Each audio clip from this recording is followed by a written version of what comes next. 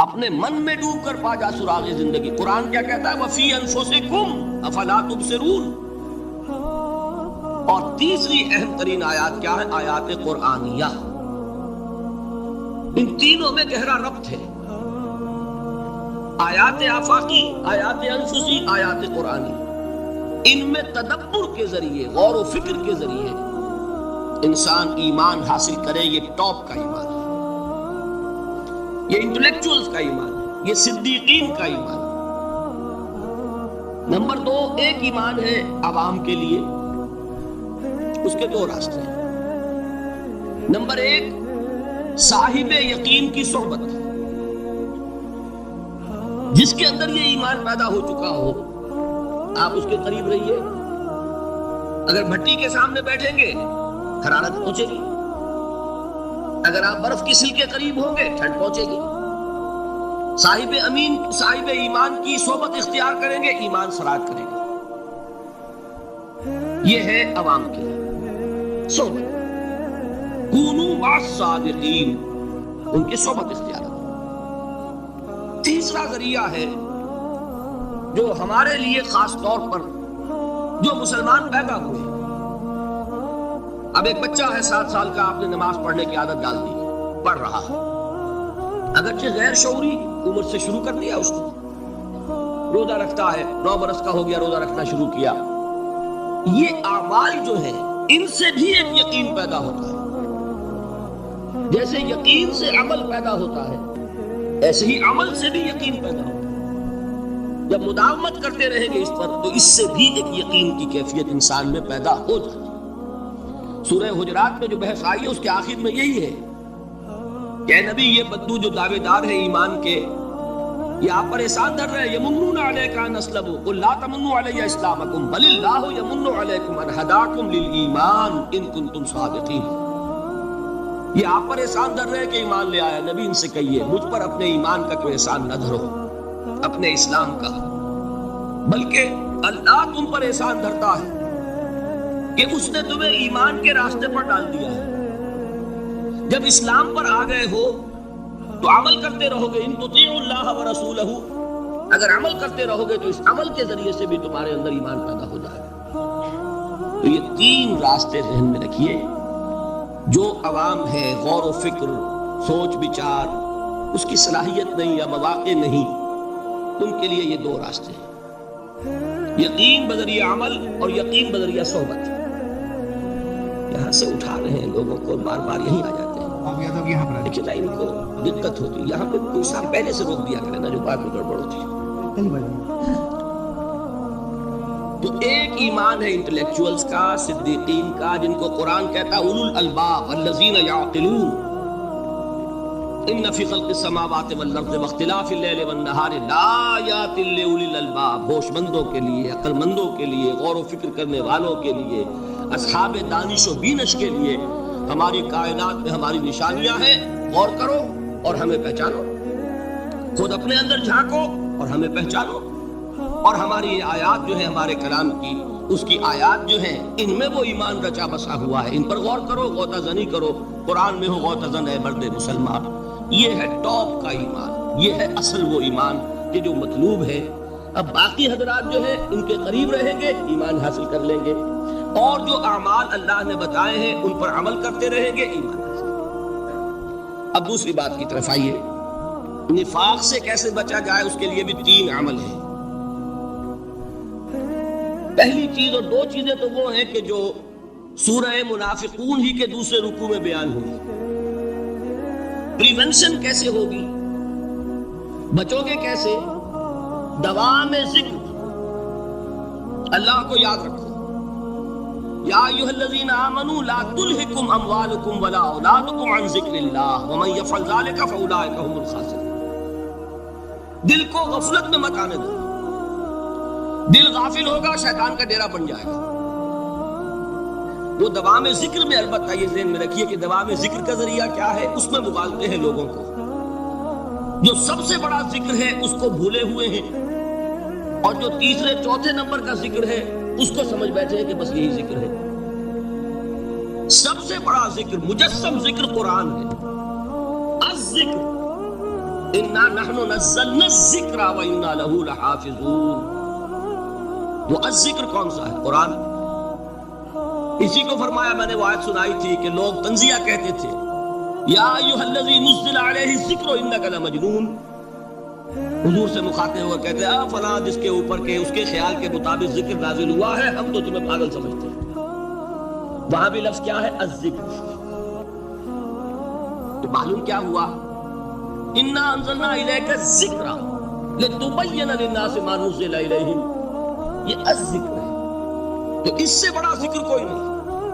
تلاوت قرآن، تدبر قرآن، غور و فکر قرآن کا، قرآن کو یاد کرنا. اس پر میرا کتاب چاہے مسلمانوں پر قرآن مجید کے حقوق، اب تو یہاں شاید کوئی کتاب موجود نہیں رہی ہے، اور اگر آپ کو ضرورت ہوتی ہے پاکستان سے منگا لیتے ہیں ہر شے، پڑھیے انشاءاللہ آ جائے گی چیز. نمبر 2 ذکر کیا ہے؟ اقیم الصلاۃ لذکری. نماز کو قائم کرو میری یاد کے لیے. یہ ذریعہ ذکر میں وہ تو ہے ہی مجسم ذکر، اور یہ ذریعہ ذکر میں سب سے اہم ہے.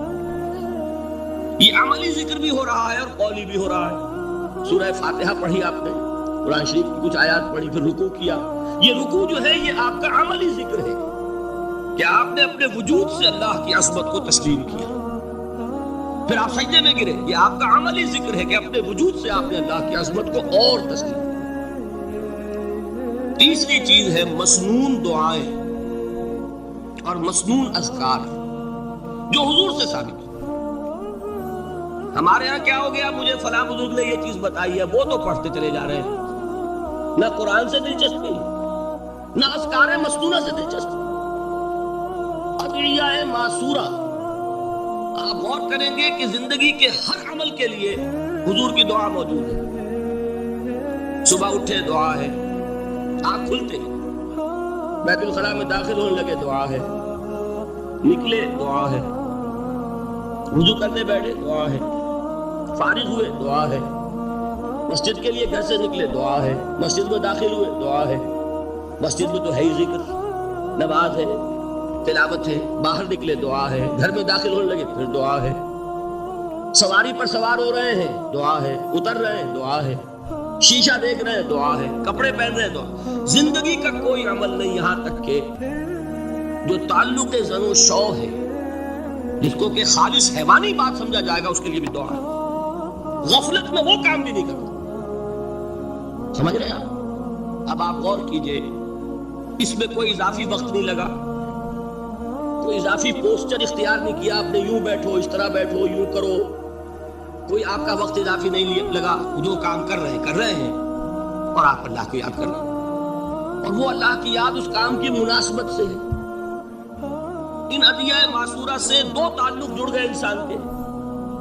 دعا کس سے کر رہے ہیں؟ اللہ سے. جڑا کہ نہیں؟ اور یہ الفاظ کس کے ہیں؟ محمد رسول اللہ کے. تو آپ کے 2 تعلق جڑ گئے. آپ اپنی جی سے گھڑ کر دعا مانگیں گے تو پہلا تعلق ہو جائے گا، دوسرا نہیں ہوگا. بہتر سے بہتر دعا مانگ لیں آپ. لیکن حضور سے جو معصور اور مسنون الفاظ جب آپ زبان سے نکالتے ہیں تو آپ کا تعلق اللہ سے بھی ہوا بذریعہ دعا، اور وہ الفاظ چونکہ حضور کے ہیں صلی اللہ علیہ وسلم تو حضور کے ساتھ ہوا. یہ تیسرا درجہ ہے. چوتھے درجے میں مانتا ہوں کہ ایک ہوتی ہے خاص کسی شخص کے امراض کی تشخیص کرنے کے بعد تجویز. کوئی اگر طبیب ہے، ماہر طبیب روحانی، وہ آپ کو دیکھے گا تو اندازہ لگائے گا کہ آپ میں کیا کمی ہے، اس کے مطابق آپ کو ذکر بتائے گا. بھئی فلاں آیت کا مراقبہ کیا کرو. کسی میں بزدلی ہوتی ہے، کسی میں مال کی محبت زیادہ ہوتی ہے، کسی میں توکل کی کمی ہے، کسی میں شہرت کی خواہش ہے، نمایاں ہونے کا جذبہ ہے، کسی میں تکبر ہے. سب کا ایک سا برس تو نہیں ہوتا نا. تو یہ در حقیقت اندھے کی لاٹھی سے نہیں چلنے والی بات ہے. یہ تو ماہر کی کا کام ہے کہ وہ تجویز کرے کہ تمہارے لیے خاص طور پر ذکر ہے. در حقیقت ہمارے جو یہ سلسلے تھے سلوک کے، بڑے ماہر ہوتے تھے یہ لوگ، بڑے ماہر اطباء تھے. یہ نفسات جو علم نفسیات ہے اس کے ہمارے صوفیاء سے بڑھ کر کبھی کوئی عالم گزرا ہی نہیں دنیا میں. فرائیڈ کیا ہے اور ایڈلر کیا ہے اور یونگ کیا ہے، بچے ہیں. ہمارے صوفیاء کرام نے جس طرح انسان کی نفسیات کو سمجھا اور وہ ان کی مناسبت سے تجویز کرتے تھے. لیکن اس کو رکھا جائے گا چوتھے نمبر پر. جیسے مولانا احمد علی صاحب فرمایا کرتے بھائی اس آیت کا مراقبہ کیا کرو. مراقبہ کیا مانی؟ اب ان الفاظ کو بھی ہم نے خام خواہ کچھ خاص ایک شکل دے دی. مراقبہ کیا؟ توجہ کرنا، دھیان کرنا، خاص اس آیت کے اوپر، اس کے معانی پر اپنے ذہن کو جمانا. وہ کیوں ہے؟ تاکہ آپ کے اندر جو کمی ہے اس کی تلافی اس سے. لیکن یہ کہاں آئے گا؟ چوتھے نمبر. سمجھ گئے؟ تو نفاق سے بچنے کا ذریعہ، پریونشن کیا ہے نفاق سے؟ دوام ذکر. نہ تمہیں تمہاری اولاد، نہ تمہارے اموال، نہ تمہاری تجارت، نہ کاروبار اللہ کے ذکر سے غافل نہ کر سکے. پنجابی میں کہتے ہیں کہ ہتھ کارول اور دل یار ول. کام کر رہے ہیں آپ، لیکن یہ کہ دل اللہ کے ساتھ لگا ہوا، زبان تر ہے اللہ کی یاد سے. جو قرآن یاد ہے، گاڑی میں آپ بیٹھے جا رہے ہیں، 2 گھنٹے آپ کو کار میں لگانے ہیں، قرآن شریف پڑھتے جائیے. اس سے بڑا ذکر ہی کوئی نہیں. یہ ہے پریونشن. اب اگر مرض ہو جائے تو کیا؟ اس کے لیے 2 چیزیں ضروری ہیں. ایک دیکھیے عجیب ہے، یہ نفاق کا علاج انفاق سے. صرف ایک الف لگانا. انفاق کے معنی اور یہ پتا ہے کس سے؟ نفقت الدراہم، پیسے ختم ہو گئے، مک گئے. یا نفق الفرس، گھوڑا مر گیا. تو مال کو کھپانا، لگانا اللہ کی راہ میں. اگر دل میں نفاق کی کوئی آلائش آئی ہے تو اس کا ازالہ ہوگا انفاق فی سبیل اللہ سے. مال اللہ کی راہ میں دیجئے، صدقہ کیجئے، خیرات کیجئے، دیجئے، اللہ کے دین میں لگائیے. جتنا لگائیں گے نفاق دھل جائے. اس لیے کہ اصل سبب نفاق کا ہے ہی حب دنیا، دنیا کی محبت. لہذا اس کا ازالہ ہوگا. جو سب سے محبوب شے ہے مال، انہ لحب الخیر لشدید. مال محبوب ترین ہے کہ نہیں؟ لہذا اس کو اللہ کی راہ میں لگائیں گے تو وہ نفاق دھل جائے گا. اور ایک اور چیز ہے جو بہت اہم ہے، بہت ہی شعوری طور پر اس کا اہتمام کیجیے. جس وقت دین کے کسی فرض کی انسان کو سمجھ آ جائے، اس کا شعور پیدا ہو جائے، پھر ڈیلے نہ ہو. ذرا سا ڈیلے جو ہے اس پر عمل کرنے میں، یہ در حقیقت نفاق کو جڑ پکڑنے کا موقع دینا ہے. Immediate action. ایک بات سمجھ میں آ گئی، فوراً عمل. اس میں شیطان کیا کرتا ہے؟ ذرا ٹھہر جاؤ، ابھی دیکھو یہ فرض ہے، یہ ذمہ داریاں ہیں، یہ کرنا ہے، اور پھر لگا دینا اپنے آپ کو. بہت سے لوگ کہتے ہیں بس یہ ریٹائرمنٹ کے بعد تو سارا میں دین کے لیے وقت کر دوں گا. اول تو خدا کے بندے تمہارے اندر رہ کیا جائے گا ریٹائرمنٹ کے بعد؟ سارا تو کھپ چکو گے، رہ کیا جائے. دوسرے یہ کہ یہ بھی جان لیجئے کہ کار دنیا کسے تمام نہ کر. ریٹائرمنٹ کے بعد کون فارغ ہو جاتا ہے؟ بیٹوں بیٹیوں سے فارغ ہوئے تو پوتے پوتیاں موجود ہیں، نواسے نواسیاں موجود ہیں. کبھی بھی وہ بوجھ ختم نہیں ہوتا زندگی کا. وہ تو یہ کہ آج بات سمجھ میں آئی ہے تو آج عمل ہونا چاہیے. قرآن مجید میں سورہ انعام میں بڑی شدید وعید آئی ہے. الفاظ ہیں یہ، وَنُقَلِّبُ أَفْئِدَتَهُمْ وَأَبْصَارَهُمْ كَمَا لَمْ يُؤْمِنُوا بِهِ أَوَّلَ مَرَّةٍ. انسان پر ایک حقیقت کا انکشاف ہوا کہ یہ بات حق ہے، فوراً تسلیم کر لیں. کسی مصلحت کی وجہ سے، کسی بزدلی کی وجہ سے، کسی لالچ کی وجہ سے، کسی اپنی سیادت یا قیادت کی وجہ سے. کیسے مان لوں؟ لوگ کہیں گے کہ یہ نیچے ہو گیا، وہ اونچا ہو گیا جس کی بات مانی. کسی وجہ سے رک گئے تو اللہ تعالیٰ اندر سے وہ جو استعداد ہے حق کو پہچاننے کی وہ سلب کر لیتا. وَنُقَلِّبُ أَفْئِدَتَهُمْ وَأَبْصَارَهُمْ. ہم الٹ دیں گے ان کے دلوں کو بھی اور ان کی آنکھوں کو بھی. کیوں؟ كَمَا لَمْ يُؤْمِنُوا بِهِ أَوَّلَ مَرَّةٍ. اس لیے کہ وہ پہلی مرتبہ جب انکشاف حق ہوا ہے وہ ایمان نہیں لائے. اس کا میں ایک واقعہ آپ کو سنانا چاہتا ہوں کہ کس طرح صحابہ کرام پر بھی وقتی طور پر یہ واقعہ اگر صحابہ کرام کا نہ ہوتا تو یہ حقائق سمجھ میں نہ آتے. غزوہ تبوک کے موقع پر یہ میں جملہ انکمپلیٹ رہ گیا، ضعف ایمان کا حملہ ہو جاتا تھا، نفاق کا نہیں معاذ اللہ. لیکن ضعف ایمانی کی اگلی منزل شروع ہو جاتی ہے نا، نفاق. یہاں جھوٹ بولنا شروع کیا، نفاق. جھوٹی قسمیں کھانی شروع کی، سیکنڈ سٹیج. اور جہاں مومنین صادقین سے بغض اور عداوت پیدا ہو گیا وہ تھرڈ اسٹیج۔ تو وہ ضعف ایمان کا کیسے ہوتا ہے یہ حضرت کعب ابن مالک نے بڑی تفصیل سے بیان کیا ہے۔ غزوہ تبوک کے موقع پر جہاں منافقین نے آ کر جھوٹے بہانے بنائے، جھوٹی قسمیں کھائیں اور حضور سے ایگزمپشن لے لی، چھٹی لے لی، رخصت لے لی، وہاں 3 ایسے صحابہ بھی تھے جو مومن صادق تھے، لیکن وقتی طور پر شیطان نے انہیں ورغلایا۔ کیسے ورغلایا وہ سمجھ لیجیے۔ کعب ابن مالک نے تفصیل سے بیان کیا ہے، اور میرے نزدیک یہ جہاں تک میرا مطالعہ ہے طویل ترین حدیث ہے، بخاری اور مسلم میں بھی موجود ہے۔ حضور جب واپس آئے ہیں اور اب آپ نے ایک ایک کو بلایا، جن لوگوں نے تو پہلے ہی جھوٹی قسمیں کھا لی تھی ان کو تو بلانے کی ضرورت نہیں تھی، لیکن کچھ لوگ ایسے بھی تھے کہ جنہوں نے ایگزمپشن بھی نہیں لی تھی اور گئے بھی نہیں تھے۔ اب ان کو آپ نے ایک ایک کر کے پیشی ہوئی، آپ کیوں نہیں گئے تھے؟ تو اب جو منافقین تھے ان میں سے انہوں نے اس موقع پہ جھوٹی قسمیں کھا لی۔ خدا کی قسم حضور ہم تو بالکل تیار تھے، پوری میں نے تیاری بھی کر لی تھی، پورا ارادہ تھا، یہ وقتی طور پر یہ مصیبت مجھ پر آ پڑی۔ جس نے قسم کھائی انہوں نے کہا اچھا ٹھیک ہے جائیے۔ کعب ابن مالک کی باری آئی تو ان کے الفاظ اپنے یہ کہ جب میں پیش ہوا تو حضور کے چہرے مبارک پر ایک غصے والی مسکراہٹ تھی، زہر خند کہتے ہیں، ایک مسکراہٹ ہے لیکن غصے کے ساتھ، غضبناک۔ آپ فرمائیے آپ کیوں نہیں گئے؟ حضرت کعب یہ فرماتے ہیں کہ میں نے عرض کیا کہ حضور زبان میرے پاس بھی ہے، جھوٹ میں بھی بول سکتا ہوں، لیکن جھوٹ بول کر میں اس وقت آپ کی ناراضگی سے تو بچ جاؤں گا لیکن اللہ کے پکڑ سے نہیں بچ سکوں گا۔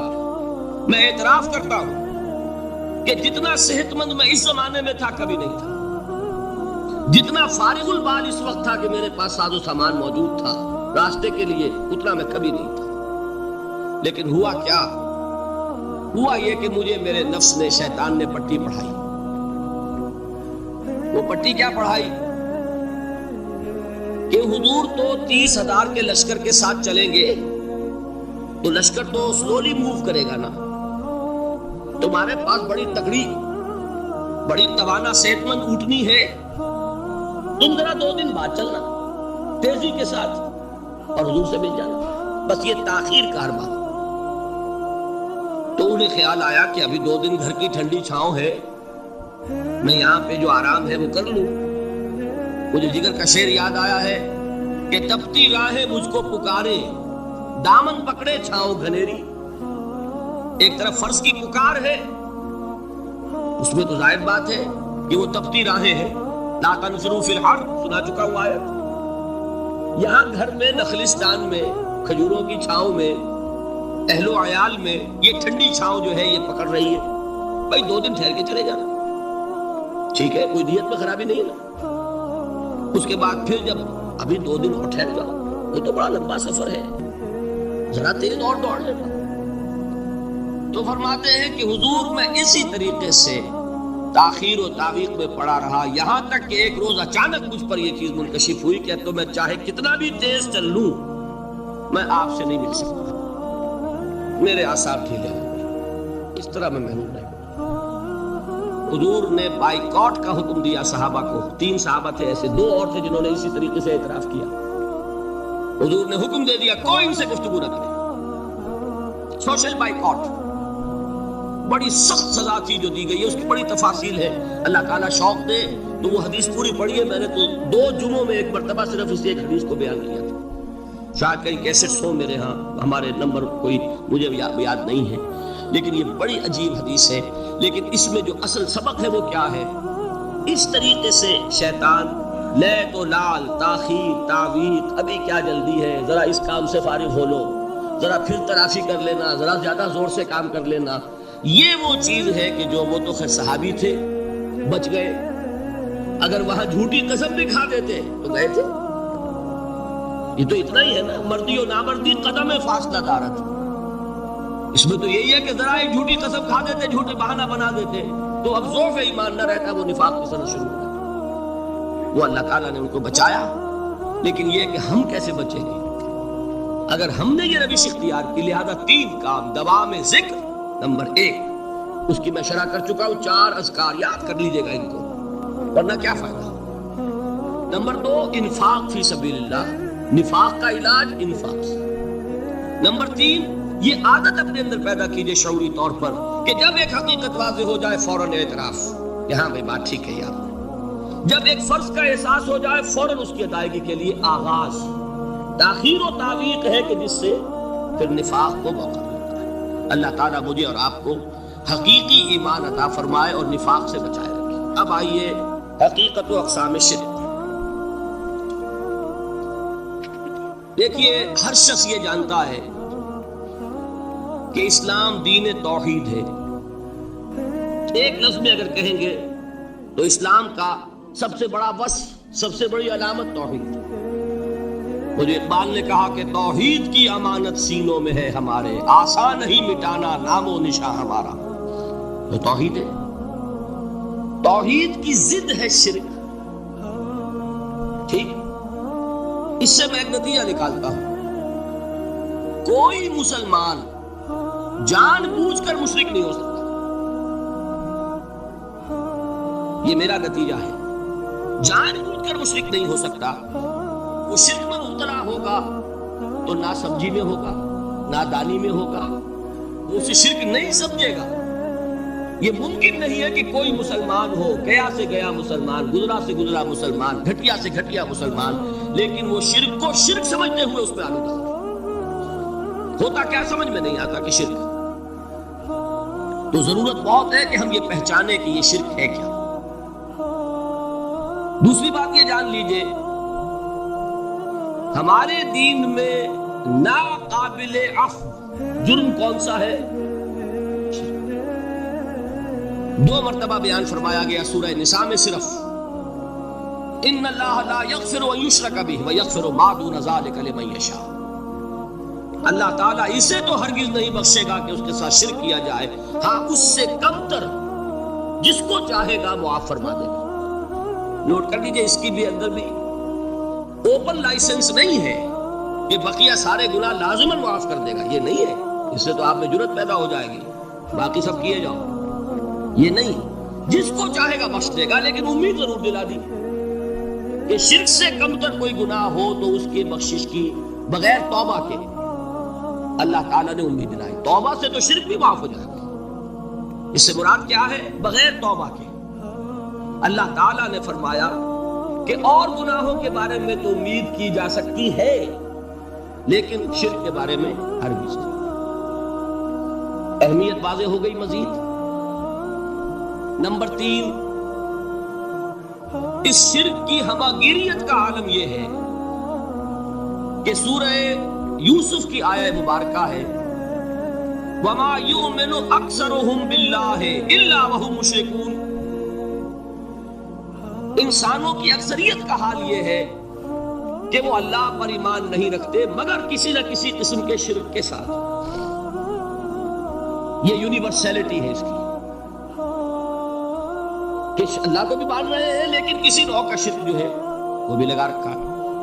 وَمَا يُؤْمِنُ أَكْثَرُهُمْ بِاللَّهِ، انسانوں کی اکثریت کا حال یہ ہے کہ وہ ایمان نہیں رکھتے اللہ پر، الا وہم مشرکون، مگر یہ کہ کوئی نہ کوئی شرک بھی کرتے ہیں۔ چوتھی بات یہ سمجھیے کہ شرک ہر دور میں بھیس بدل کر آتا ہے۔ یہ ضروری نہیں ہے کہ شرک کی جو قسمیں آج سے 200 برس پہلے تھی صرف وہی آج بھی رہے۔ ہو سکتا ہے کہ بالکل نئی شکلیں اس شرک نے اختیار کی۔ اس سے کیا نتیجہ نکلا کہ اگر اجتہادی بصیرت نہیں ہوگی تو ہو سکتا ہے کہ ایک شخص جو ہمارے سابق علماء نے لکھ دیا کہ یہ چیز شرک، یہ چیز شرک، یہ چیز شرک، یہ چیز شرک، آج سے 500 برس پہلے کا انسان بڑے سے بڑا عالم دین اپنے زمانے کے شرک کو پہچان کر تو لکھ سکتا ہے، اس سے تو آپ بچ رہے ہیں۔ امام ابن تیمیہ نے اس کو شرک قرار دیا، اس کو شرک قرار دیا، اس کو شرک قرار دیا، کوئی شخص ہے جو اس سے تو بچ گیا۔ امام صاحب کی دی ہوئی بصیرت سے اس نے ان جو اقسام ہے شرک کی ان کو پہچان لیا، لیکن یہ عین ممکن ہے کہ آج کے شرک کو وہ نہ پہچان رہا ہو، اپنی جگہ وہ سمجھ رہا ہو اپنے آپ کو بہت بڑا موحد، جبکہ اس دور کا جو شرک ہے اس میں ملوث ہو. اس کو میں نے کہا ہے کہ اس شرک کے بارے میں بڑی اجتہادی بصیرت کی ضرورت ہے. فارسی کا ایک شعر ہے، بڑا پیارا شعر ہے، بہر رنگے کے خواہی جامہ می پوش، من انداز قدت رامی شناسا. اپنے محبوب سے کہہ رہا ہے شاعر کہ تم جس طرح کا چاہو لبادہ اوڑھ لو، میں تمہیں تمہارے قد سے پہچان لوں گا. کتنا ہی چھپا لو اپنے آپ کو، کیسے ہی لباس بدل لو، بہر رنگے کے خواہی جامہ می پوش، من انداز قدت رامی شناسا، میں تمہارے قد سے تمہیں پہچان. یہ اگر بصیرت نہ ہو کہ شرک کو اس کے قد سے پہچان سکے، اس کے لیے ضرورت ہے اصولوں کی. دیکھیے جس طرح الجبرا کے اصول ہوتے ہیں، فارمولا ہے، فارمولا ہاتھ میں آ گیا، مسئلے حل کرتے چلے جا رہے ہیں، آپ اپلائی کرنے کی دیر ہے فارمولے کی. اگر آپ نے صرف گنتی کر کے کسی زمانے کے شرک وہ تو سمجھ لیے، لیکن وہ بصیرت باطنی حاصل نہیں ہوئی، اجتہادی بصیرت، وہ اصول ہاتھ میں نہیں آئے کہ جس سے آپ پہچان سکیں، تو ہو سکتا ہے کہ اس دور کے شرک کو آپ نہ پہچان سکیں. اس کے لیے ضرورت ہے کہ اصل اصول ہاتھ میں آ جائیں تاکہ اصولوں کو اپلائی کریں. ایک بات مجھ سے اور سن لیجئے، میرا اپنا یہ تاثر ہے، ہمارے دین میں خیر، بھلائی، نیکی، چاہے وہ نظریے کی ہو، علم کی ہو، عقیدے کی ہو، عمل کی ہو، اخلاق کی ہو، وہ سب کیا ہے؟ وہ توحید ہی کے شجرہ طیبہ کی شاخیں ہیں. اور شر، برائی، گمراہی، خیالات کی ہو، نظریات کی ہو، علم کی ہو، عقیدے کی ہو، عمل کی ہو، اخلاق کی ہو، سب کے ڈانڈے شرک کے شجرہ خبیثہ سے ملتے ہیں. اس شجرہ خبیثہ کے برگوبار ہے جو بھی برائی ہے، عمل کی یا علم کی، اور اس شجرہ طیبہ کے برگوبار ہے جو بھی خوبی ہے، عمل کی یا عقیدے. یہ میرا تاثر ہے. اور جب تک اس انداز میں وہ آپ کو اندرونی رشتے ظاہر نہیں ہوں گے، آپ پر منکشف نہیں ہوں گے، وہ اجتہادی بصیرت جو ہے پیدا نہیں ہو سکے گی. اب آئیے ایک اور بات دیکھیے، شرک میں اور الحاد میں کیا فرق ہے، یہ بھی ہم نہیں سمجھتے. الحاد، مادہ پرستی، وہ کیا ہے؟ ایتھیزم، کسی بھی خدا کا انکار. ہمارے آج کے دور کی سب سے بڑی گمراہی یہ ہے. شرک کیا ہے؟ خداؤں کو ماننا. یہ کیا ہے؟ تھیزم ہے، لیکن پولی تھیزم ہے. توحید کیا ہے؟ مونو تھیزم ہے، ایک خدا کا ماننا. لیکن شرک کے اندر ایک اور حقیقت کو پہچان لیجئے، شرک میں ہمیشہ ٹاپ پر ایک خدا کو مانتے ہیں، باقی سارے خدا نیچے ہوتے ہیں. اوپر جا کر وہ توحید ہوگی ہمیشہ. کوئی مشرکانہ نظام ایسا نہیں ہے جو ٹاپ پر جا کر توحید نہ بنے. دیکھیے ہندو دیویاں، دیوتا بے شمار، لیکن مہادیو وہ بھی کیا دو ہیں؟ مہادیو وہ تو ایک ہے. انگریزی میں گاڈز، گاڈیسز، لیکن وہ چھوٹے جی سے لکھے جائیں گے. چھوٹے جی سے لکھے جانے والے gods and goddesses, Roman mythology ہو، گریک مائتھولوجی ہو، ان دیویوں دیوتاؤں کے نام ہی آپ نہیں یاد کر سکتے، لیکن گاڈ بڑے جی سے وہ ایک ہے کہ نہیں؟ ٹاپ پر جو ہے وہ ایک ہے. اس کو وہ بھی مانتے ہیں کہ اومنی پوٹنٹ، اومنیشنٹ، اومنی پریزنٹ، علی کل شیء قدیر، بکل شیء علیم، ہر جگہ موجود. وہ تو ایک ہی ہے، وہ تو کیپٹل جی سے لکھا جائے گا. باقی اس کے نیچے فوج ہے دیویوں کی، دیوتاؤں کی، خداؤں کی اور خدانیوں کی، وہ گاڈز اینڈ گاڈیسز ہیں. عرب میں کیا تھا؟ میں نے پہلے آپ کو دو مثالیں دے دی ہیں، تیسری اور ایران کی لے لیجئے. خیر کا خدا اور شر کا خدا اور، ایک یزدہ، ایک اہرمن. ٹھیک، سنویت ہو گئی نا، دو خداؤں کو مانا، لیکن وہی ہے جو خدائے گاں. خداؤں کا خدا اس کو ایک ہی مانتے ہیں. یہی معاملہ عرب میں تھا. اللہ وہ ایک ہی تھا ان کے ہاں. قرآن میں آتا ہے ان سے پوچھئے وَلَئِن سَأَلْتَهُم مَّنْ خَلَقَ السَّمَاوَاتِ وَالْأَرْضَ لَيَقُولُنَّ اللَّهُ. جب ان سے کہا جاتا ہے کہ کس نے پیدا کیا آسمان اور زمین کو، یہ فوراً کہیں گے اللہ. فَأَنَّىٰ يُؤْفَكُونَ. تو یہ ماننے کے بعد کدھر جا رہے ہیں؟ وہ کیا کہتے تھے کہ وہ بڑا اللہ تو ایک ہی ہے، لیکن چھوٹے آلہہ ہیں. آلہہ اور اللہ میں وہی فرق ہے جو کیپٹل جی کا گاڈ اور چھوٹے جی سے گاڈز اینڈ گاڈیسز. وہی فرق ہے کہ جو مہادیو اور دیویوں اور دیوتاؤں میں ہے. وہی وہاں تھا اللہ وہ ایک اور سپریم، سب سے بالا تر، اس سے اوپر کوئی نہیں، تخلیق میں اس کا کوئی ساجی نہیں. لیکن اس نے کچھ آلہہ ہیں جنہیں کچھ اختیارات تقسیم کیے ہوئے ہیں. کچھ اس کے لاڈلی ہستیاں ہیں جو سفارش کر سکتی ہیں. بس یہ شرک تھا مشرکین مکہ. بات سمجھ رہے ہیں؟ اس کا جائزہ لیں گے تو آپ کو، اور جو آج شرک کی اقسام میں بیان کروں گا اس کو ہاتھ میں لیں گے تو کسی موحد کا تلاش کرنا مشکل ہو جائے گا. ڈھونڈ اب ان کو چراغ رخ زیبا لے کر. آج جن کا نام مسلمان ہے ان کی اکثریت کسی نہ کسی نوع کے شرک میں مبتلا. اب آئیے اقسام شرک. اقسام شرک میں بھی وہی کیفیت ہے جو نفاق کے بارے میں میں نے عرض کی تھی کہ ایک تقسیم یہ ہے جو علماء نے کی ہے، ایک ہے عقیدے کا نفاق، ایک ہے عمل کا نفاق. اسی طرح ایک ہے عقیدے کا شرک، ایک ہے عمل کا شرک. عقیدے میں نہیں، عمل میں ہے. ایک تقسیم آپ نے سنی ہوگی شرک جلی، شرک خفی.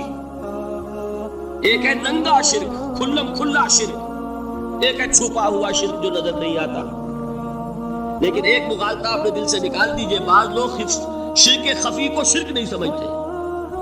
یہ بہت بڑی غلطی ہے. اگر وہ شرک نہ ہوتا تو حضور اسے شرک نہ کہتے.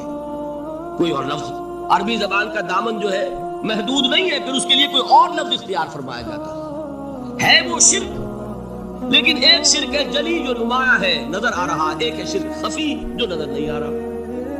اور وہ کتنا خفی ہو سکتا ہے اس کی ایک مثال دی حضور نے.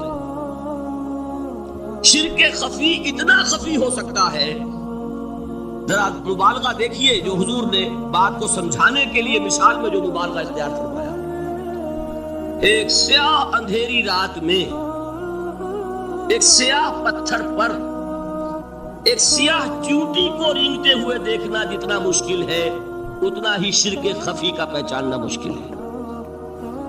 بتائیے، آپ نے فرمایا انا افصح العرب، میں عرب کا فصیح ترین انسان ہوں. اس سے آگے کوئی مثال دی جا سکتی ہے؟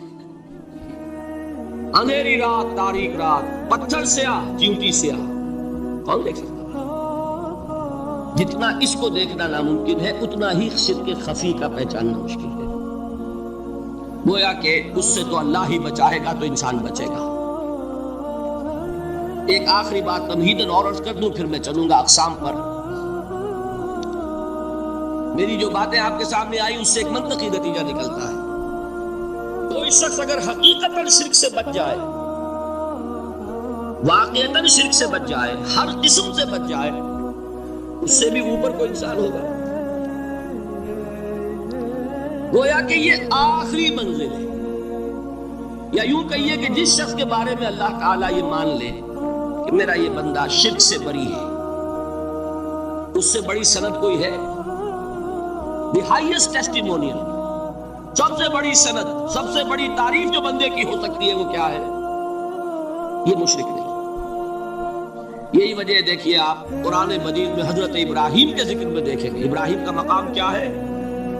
خلیل اللہ، ابو الانبیاء، امام الناس. تین نسبتیں ہیں، تینوں بڑی عظیم. اللہ کے ساتھ نسبت کیا ہے؟ خلیل. واتخذ اللہ ابراہیم خلیلا. ابو الانبیاء، کتنے نبی ہیں ان کی نسل میں؟ اسحاق اور اسماعیل سے چلیے، پھر یعقوب اور یوسف، اور پھر چلیے موسیٰ اور ہارون، اور پھر چلیے سارے انبیاء بنی اسرائیل کے حضرت عیسیٰ، پھر یہاں تک کہ محمد رسول اللہ کس کی اولاد ہے؟ ابراہیم کی.